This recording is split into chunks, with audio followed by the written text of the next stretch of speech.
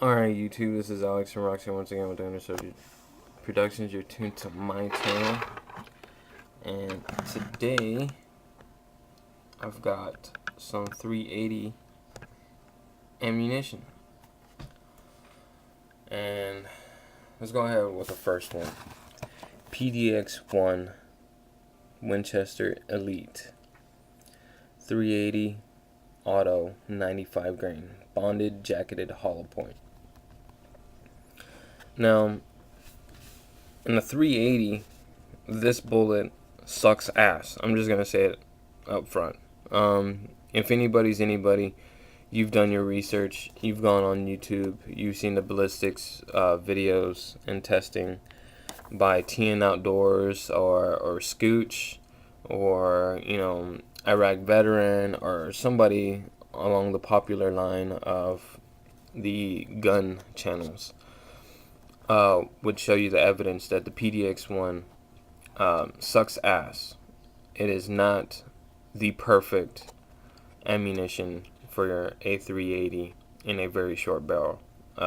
Say, for instance, mine, the Kel-Tec P380 in a 2.773 or 74, 75 inch barrel.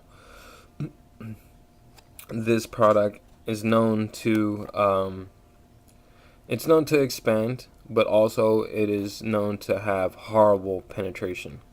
Between the rating was 9 and 11 inches, which isn't bad when it comes to personal requirements. It's not bad, but when it comes to the FBI requirements, this ammunition fails to meet at least the FBI request. So with that said, I've changed this PDX-1 out of my everyday carry gun. So now I've changed to a different product. So now that we're done talking about the crappy, well-designed PDX-1 and 380, let's go ahead and set that aside. Alright, so 2 Gold Dot, Spear Gold Dot. I've always had this in my bag. I know this to be the best and the most excellent bullet design and weight in 380 caliber in 380 auto.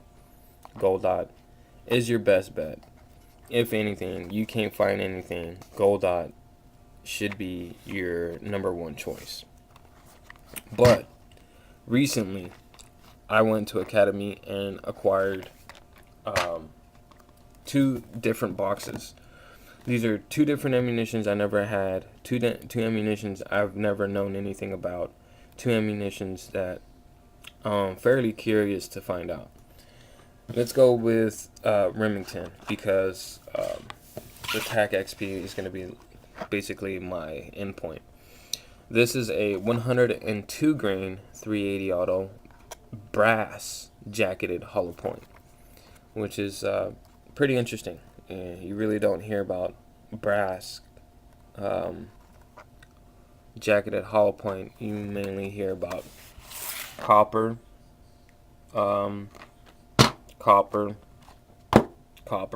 bonded jacketed bullets.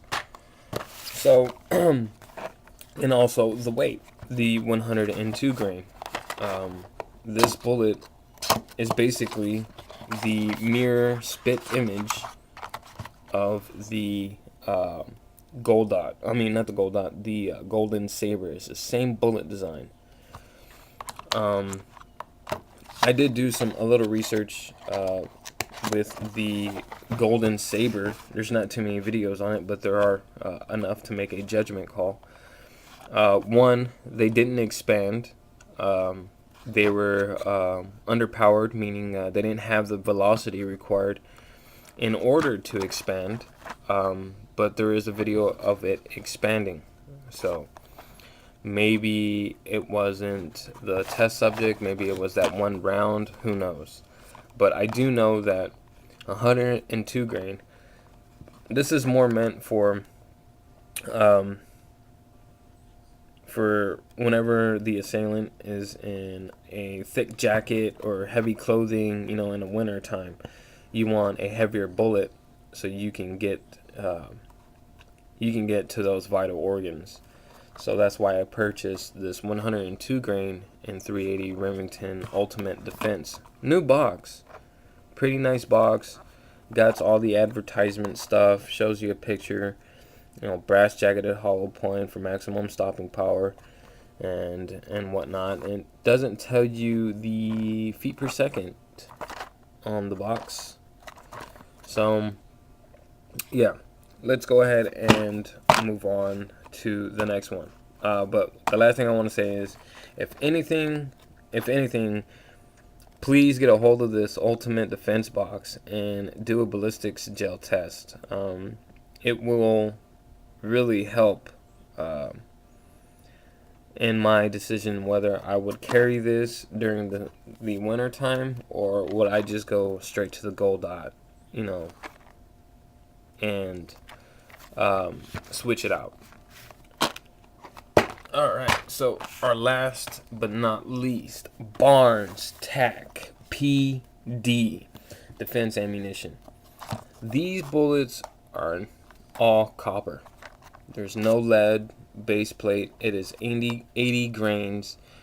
380 auto is at muzzle velocity at 990 feet per second. TAC XPD.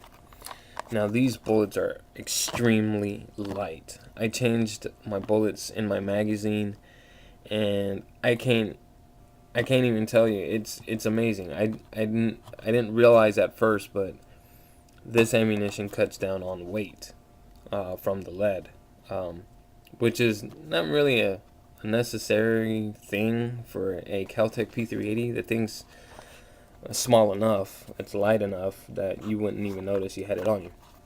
Alright, so this is my new everyday carry ammunition.